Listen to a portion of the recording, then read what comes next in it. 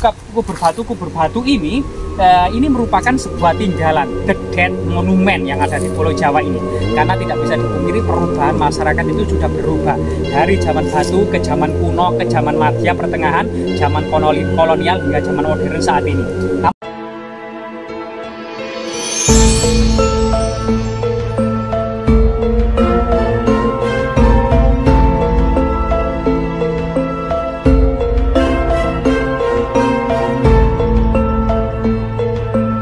Mengajarkan peradaban manusia dan pengalamannya lebih dari 1,5 juta tahun silam sejak para paleontologi memasuki Pulau Jawa dari Eropa Timur menuju pedalaman Jawa dan menemukan Pithecanthropus erectus, yaitu Homo erectus yang ditemukan oleh Eugene Dubois di Trinil. Dan ternyata memang Pulau Jawa ini dari pengalaman 1,5 juta tahun silam ya, Homo erectus telah menghuni Pulau Jawa ini, sampai kemudian sekitar 10.000 tahun silam atau 12 tahun ribu sebelum Masehi, ini kemudian mereka punah dan digantikan oleh Homo sapiens atau manusia modern ya, dimana kemudian peradaban Paleolitikum, Mesolitikum, Neolitikum, dan Megalitikum pun pernah menjadi semacam warisan yang berada di Pulau Jawa ini. Sehingga kemudian ketika masa Mesolitikum ya, orang-orang manusia purba ini hidup di gua-gua dengan alat-alat yang sederhana. Memasuki zaman Neolitikum sekitar 3000 sebelum Masehi, orang-orang Proto Melayu menghuni Nusantara, membangun monumen-monumen peradaban batu besar ya, megalitik, neolitik. Nah, disinilah kemudian kita mendapati di sebuah lereng gunung ini ada formasi-formasi aneh. Memang tidak bisa dipungkiri, memang batu-batu ini terbentuk seiring terbentuknya Gunung Anjas-Moro, Welirang, Arjuna, dan Penanggungan, satu klaster dari dasar samudra sekitar 60 juta tahun silam. Sampai kemudian zaman Pleistosin Tengah sekitar 250.000 tahun silam. Sehingga kemudian batu-batu alam sedemikian rupa tidak bisa disangkal ini adalah batu alam. Namun kemudian ada formasi-formasi misterius. Misalnya batu temu belang ya, atau kemudian struktur batu alam, bahkan ada batu terbang. Nah, seperti ini. Nah, teman-teman, jadi kita akan bisa melihat di sini adalah batu yang melayang dan terbang dan hanya ditopang oleh batu yang sangat kecil. Jadi menyerupai sebuah batu terbang yang ada ditemukan di Arab, di Eropa, di Tiongkok, maupun di batu terbang yang ada di Pulau Jawa. Dan ini merupakan salah satu bentuk batu terbang ya. Kemungkinan memang ini adalah memiliki fungsi pemujaan, persajian, mengikat binatang kurban, atau mungkin semacam simbol-simbol peringatan dan kesuburan di masa-masa prasejarah. Dan jika kita lihat di antara batu terbang itu juga ada susunan-susunan batu-batu yang menyerupai kubur batu di Matese, Karanganyar, Jawa Tengah. Ada susunan batu-batu yang mengeliling ya. Juga merupakan kuburan nenek moyang yang di dalamnya itu ada bekal kubur manik-manik, termasuk kemudian beberapa perhiasan perak dan emas yang dikubur bersama tulang belulang leluhur kita. Termasuk ada di dalamnya itu adalah tulang belulang yang dimasukkan ke dalam tempayan. Ini merupakan penguburan sekunder. Jadi ada semacam formasi-formasi yang diduga memang kubur batu atau batu alam. Coba kita lebih dekati ya.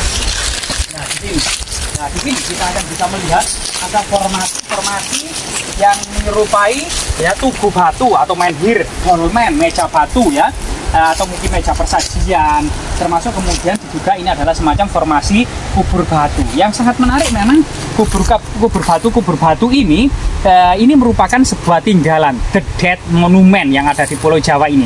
Karena tidak bisa dipungkiri perubahan masyarakat itu sudah berubah dari zaman batu ke zaman kuno, ke zaman Madya pertengahan, zaman kolonial hingga zaman modern saat ini.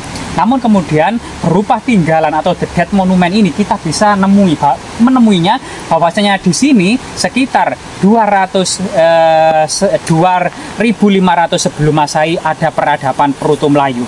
Kemudian memang pada masa Deuteromayu atau kemudian pada peradaban Melayu muda itu memang dikenal dengan peradaban perunggu. Seakan-akan memang peradaban batu besar tidak tidak digunakan lagi, yaitu berganti peradaban perunggu. Ada Moko, Candrasa, Kapak Corong, ada Nekara. Namun tidak bisa dipungkiri ternyata peradaban batu besar ini terus berlangsung sampai masa kemudian Hindu-Buddha masa kuno yang dikenal dengan Kabuyutan.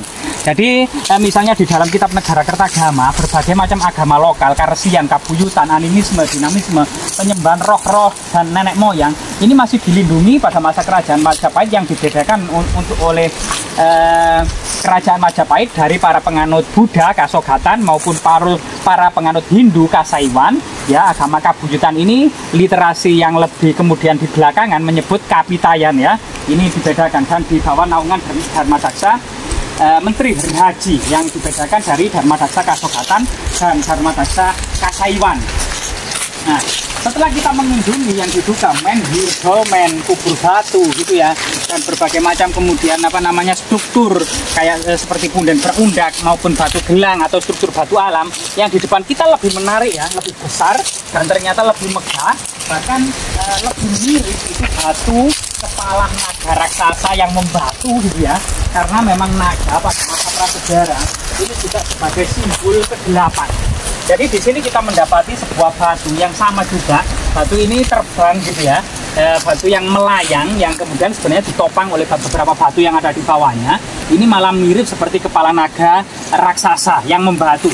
Yang memang pada masa prasejarah ya, peradaban batu besar, naga itu juga dianggap memiliki nilai magis sebagai penjaga dunia bawah, dunia kegelapan, yang disimbolkan sebagai kepala naga, kura-kura, termasuk buaya. Nah, ini berada di dunia bawah atau dunia kegelapan. Sedangkan dunia atas yang identik dengan dunia yang terang disimbolkan dengan burung elang, kemudian matahari. Nah, ini adalah simbol-simbol dunia atas gitu ya. Dan tepat di depan dari kepala naga raksasa membatu ini ada batu lingga yang secara arti visual itu memiliki makna yang sesungguhnya ya, atau disebut juga batu penis. Nah ini jadi batu penis ini arti visualnya adalah merupakan lambang dari tugu batu atau menhir ya, zaman kuno. Jadi batu penis ini dipuja sebagai sebuah peringatan, persajian, termasuk kemudian kesuburan gitu ya, seseorang yang tegak berdiri sebagai lambang kekuatan juga ya, kekuatan juga. Dan di sini memang termasuk kemudian tempat bersemayamnya arwah-arwah leluhur. Jadi memang batu penis itu banyak sekali, hampir merata di seluruh dunia, dipuja sebagai sebuah lambang kekuatan, lambang keperkasaan, lambang kesuburan, lambang arwah leluhur, termasuk peringatan dan persajian. Itu memang menyebar di seluruh dunia kecuali Australia ya. Banyak menhir di Eropa, di Afrika, di Timur Tengah, di Tiongkok, dan di Amerika itu banyak sekali, kecuali di Australia. Dan tepat kemudian di depan tadi batu kepala naga raksasa, ketika menghadap batu penis, di sebelahnya juga ada semacam kepala naga yang lebih kecil atau anakan ya, simbol regenerasi gitu ya, simbol regenerasi. Nah, ini juga adalah ada batu naga yang tepat kemudian juga di sampingnya ini juga ada simbol lingga atau simbol menhir yang lebih kecil. Diduga memang ular naga gitu ya, itu dalam cerita Tiongkok itu pada suatu ketika itu raja sedang mengadakan jamuan yang sangat besar, yaitu kemudian bagian dapur gitu ya, itu kemudian tidak sengaja kewali yang berkaki 3 yang sangat besar itu terjebur ular dari genteng, itu turun ke sayur karena memang gopo ya, karena harus dikejar timeline atau waktu. Koki yang masak ini kemudian agar tidak konangan karena akan tidak ketahuan nanti bisa dipenggal, itu ular itu kemudian dilembutkan di dalam kuali yang berisi sayur tersebut, kemudian dihidangkan raja.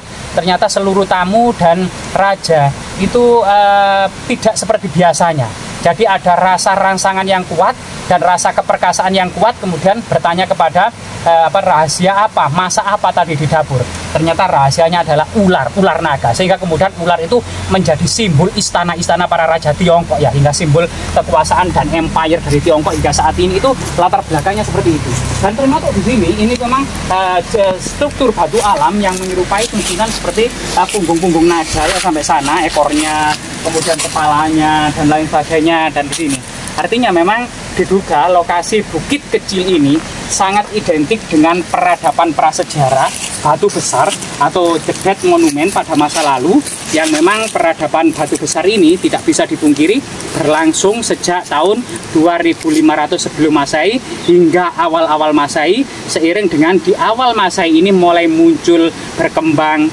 dan peradaban Hindu-Buddha mulai menyebar. Namun ternyata peradaban batu besar ini tidak bisa dipungkiri terus berlangsung di Pulau Jawa yang dikenal dengan kebuyutan, dan ternyata peradaban Hindu-Buddha tidak pernah menyentuh Indonesia Timur.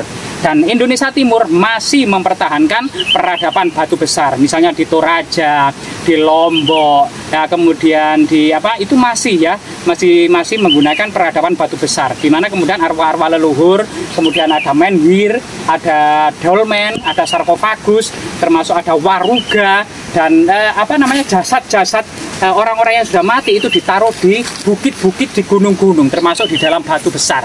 Nah, ini kita bisa dapati ya di Toraja dan berbagai macam suku-suku yang ada di Indonesia Timur. Semoga kemudian peradaban Indonesia Timur ini menjadi semacam gambaran bagaimana menginterpretasi tentang peradaban batu besar yang ada di Jawa, karena mereka di sana peradaban batu besar ini masih berlangsung, yang dikenal dengan the living megalithic tradition. Artinya peradaban batu besar masih berlangsung hingga saat ini, hingga detik ini, hingga di era modern ini di Indonesia Timur. Semoga bermanfaat.